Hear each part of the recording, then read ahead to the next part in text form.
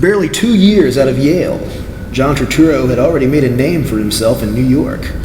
He won an Obie Award in 1985 for his howling performance in John Patrick Shanley's Danny and the Deep Blue Sea. William Friedkin gave him a plum role in To Live and Die in L.A., which brilliantly exploited the edgy, streetwise, mostly psychotic veneer of the Queens-born actor. Lest he be typed as a permanent bad guy, he took small parts as a librarian in Michael Denner's Offbeat, and as a television scriptwriter in Woody Allen's Hannah and Her Sisters. When we met, 29-year-old Turturro was about to leave for Chicago to do The Color of Money, directed by Martin Scorsese. Here's what he had to say about that. I haven't been doing leading roles in films. My first role was in Desperately Seeking Susan. Then I did To Live and Die in L.A., and I got single billing on that. And I just finished Ron Howard's new film, Gung Ho. The Color of Money was a smaller role, even though it's the third male lead. My agent didn't want me to do it, and the studio wouldn't give me what I would be worth for that amount of time. And eventually, I decided to take the role. Did that cause trouble with your agent? He considers it a step down. He wants me to make money, but he lets me do what I want to do. He has taste, and he knows I've always wanted to work with Scorsese. When I was in undergraduate school, I did The Tooth of Crime, the Sam Shepard play, and De Niro came to see it with Sis Corman, who was casting Raging Bull at the time. And my friend and I were called in to meet Scorsese and De Niro. I was 21, and I had never gone on an audition before, professionally. So we prepared a scene from Jake LaMotta's book. We rehearsed it like mad. It was only a 3-page scene, but wherever we were, we would rehearse the scene. We rehearsed it rowing in Central Park, running, playing basketball, boxing, just to see what would come out. And when it came time to do the scene for them, I remember Scorsese didn't want us to do it. He said, "What scene? We don't even have a script." But they liked it, and they called us back. I auditioned for months. Finally, they said we were too young, but we each got one line. When did you get interested in acting?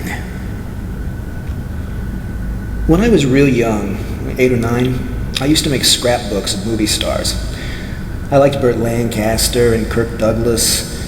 I would tell my mom I was sick and stay home from school so I could watch White Heat, because I'd see it was on at 1 o'clock in the afternoon on Channel 5. I did impressions for a while with my cousin in high school. I worked at the Improv, and I would perform at banquets and weddings, doing Ratso Rizzo from Midnight Cowboy. Serious stuff. I played basketball, and I boxed for a while. And then I broke my hand, and I started realizing I was always doing these impressions or entertaining my friends, and that's probably what I wanted to do. I didn't read plays in school, except for Shakespeare. So when I auditioned for colleges, I did this monologue from On the Waterfront. I could have been a contender. I didn't do it like Marlon Brando did. I did it my way. And that was at New Paltz State College. At NYU, I did a scene for Midnight Cowboy. When I think about it, how did I get this material? I never taped it. I didn't have a VCR. I guess I knew the movie so well, I would write down the dialogue. On the Waterfront, I've seen almost 30 times. I've been watching The Fugitive kind a lot, and I do have that on tape.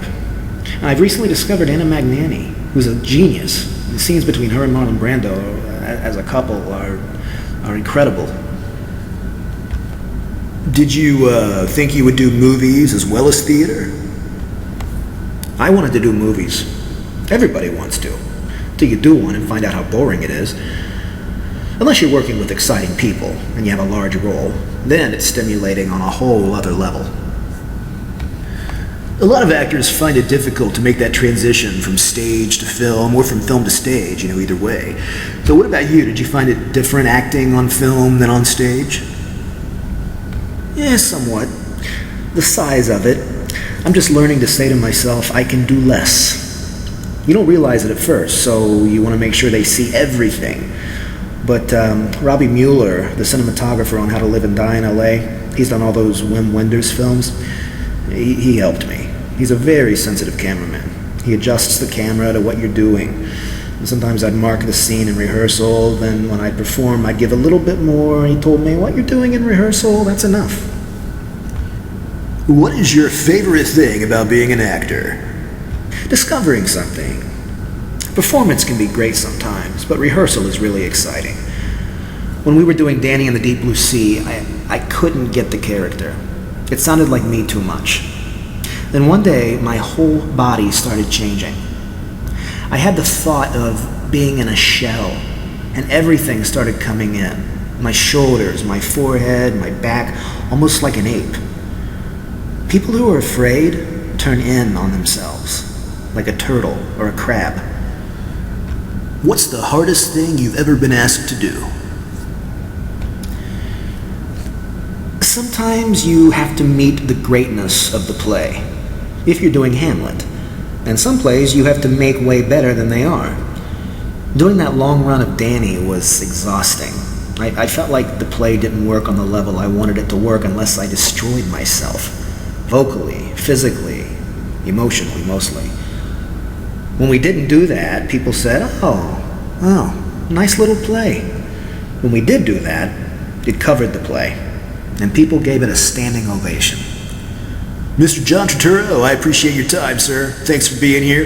Everybody out there listening, thanks for listening. That's all the time we have for now.